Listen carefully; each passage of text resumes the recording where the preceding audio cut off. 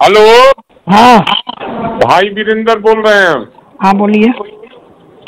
बोलिए, कौन बोल रहा है रे? नमस्कार, लेकिन मैं राजेश्वर जायसवाल बोल रहा हूँ द नीति से। आप देखिए ये भाई वीरेंद्र हैं, क्या बोल रहे हैं, मतलब इस तरह बोल रहे हैं जैसे कि कंबोडिया का एक तानाशाह था ना, पोल पोट, या युगांडा का ईदी अमीन। इनकी भाषा उसी तरह है। ऐसा लग रहा है जैसे लीबिया के तानाशाह हैं कर्नल मुअम्मर गद्दाफी साहब। अरे तुमने पहचाना नहीं, एक वो हम द्वितीय नास्ती, एक मैं ही, और मुझे नहीं पहचान रहे हो। लेकिन सामने वाला भी उसी तरह है, क्योंकि जिन लोगों के मुंह में लालू प्रसाद यादव ने जुबान डाली, ठीक है, उसमें आज सरकारी नौकरी में बहुत लोग जो है बदतमीजी की हद पार कर जाते हैं, कुछ काम नहीं करते, ये है।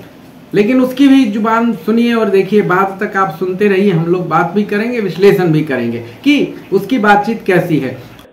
इनसे बात करना है आपको? अरे पंचायत सचिव से मैं बात करना चाह रहा हूँ। हाँ पंचायत सचिव बोल रहा हूँ, बोलिए। अरे तो भाई वीरेंद्र को तुम नहीं पहचानता है? तू कहेगा कि बोलिए। तो अपना परिचय दीजिएगा तब ना। अरे भाई वीरेंद्र का नाम परिचय देना पड़ता है? भाई वीरेंद्र मेरा नाम है। तू नहीं जानता भाई वीरेंद्र कौन है तुम्हारा? भाई वीरेंद्र मनेर का कौन है, नहीं जानते हो तुम? नहीं जानकारी रहता तो ऐसे थोड़ा बतियाते हैं। कहाँ इंग्लैंड का है क्या तू? और विधायक जी की बातचीत कैसी है? ऐसे भी आजकल पंचायत सचिव जो है वो लोग काफी प्रसिद्धि पा चुके हैं। पंचायत एक आता है ना ओटीटी प्लेटफॉर्म पर, उसके कारण। लेकिन ये असली पंचायत है, और असली जो पंचायत सचिव हैं वो हैं, और विधायक जी भी असली हैं। भेड़िया तू है रे। मनेर का विधायक को नहीं जानता तुम? अब विधायक जी बोलिए। विधायक जी बोलिए, फिर जूता से मारेंगे घींच के, समझा? तू टेप करो चाहे जू करो। तुम कह रहा कि विधायक जी बोले प्रोटोकॉल का ख्याल नहीं रखेगा रे? प्रोटोकॉल का ख्याल नहीं रखेगा रे? हिंदुस्तान जानता है यार। तुम कह रहे कि भाई वीरेंद्र कौन है, नहीं जानते हैं? अरे बोलता क्या नहीं है? अरे तो बोलिए ना, क्या बात है? प्रणाम करना चाहिए। हाँ प्रणाम विधायक जी, बोलिए। अरे ये रिंकी देवी का, हाँ रिंकी देवी का पति का बनना है, अविनाश कुमार का मृत्यु प्रमाण पत्र। हाँ तो बनवाइए। आवेदन मेरे पास आया हुआ है उनका। आपका आवेदन गया हुआ है? कब का? देखिए टेढ़ई से काम मत कर, तू कर्मचारी है, कर्मचारी सन काम कर। हाँ तो अभी प्रेम से बतियाइएगा तो प्रेम से बतियाएंगे, ठीक है ना? जो जहाँ जो कुछ करना रहता है करना होगा, करते रहिएगा, कोई ऐसा डर नहीं है हमको, ठीक है? सीधा बतियाइएगा, सीधा बतियाएंगे, टेढ़ी बतियाइएगा, टेढ़ी बतियाएंगे। ऐसा डरने वाला कोई यहाँ पे है नहीं।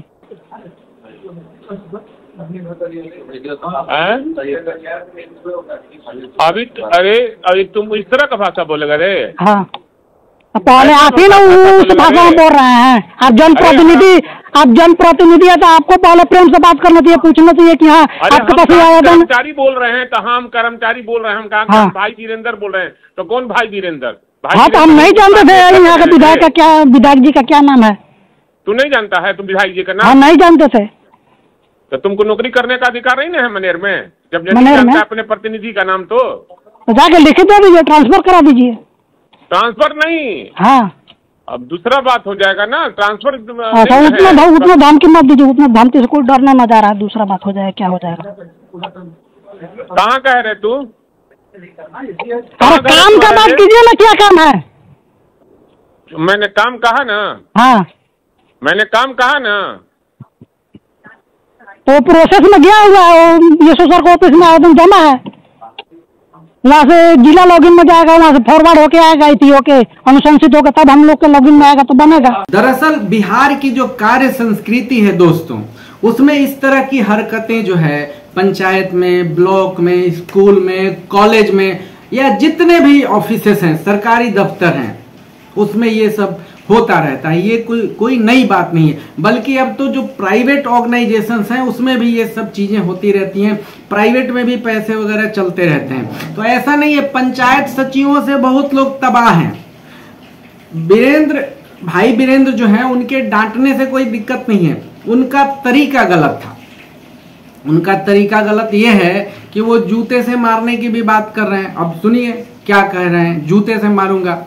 मनेर का विधायक को नहीं जानता तुम? हाँ विधायक जी बोलिए। अरे विधायक जी बोलिए, फिर जूता से मारेंगे घींच के, समझा? तू टेप करो चाहे जो करो। मतलब और है कि रिकॉर्ड हो सकता है, क्योंकि प्रायः लोग अब अपने फोन में रिकॉर्डिंग वगैरह रखने लगे हैं, करने लगे हैं कि कौन आए क्या बोल जाए तो सबूत के रूप में, नहीं तो लोग झुठला भी देंगे।